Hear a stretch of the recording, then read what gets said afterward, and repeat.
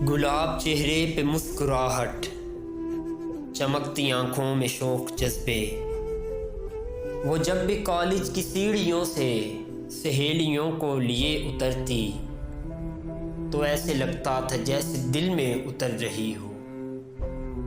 कुछ इस तयक्कुन से बात करती थी जैसे दुनिया उसी की आंखों से देखती हो।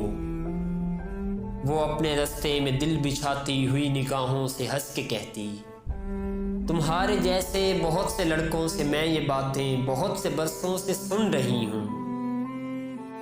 मैं साहिलों की हवा हूँ, नीले समंदरों के लिए बनी हूँ। वो साहिलों की हवा से लड़की जो राह चलती तो ऐसे लगता था जैसे चांदी पिघल रही हो। वो कल मिली तो उसी तरह थी, चमकती आंखों में शौक जज्बे, गुलाब चेहरे पे मुस्कुराहट। मगर जो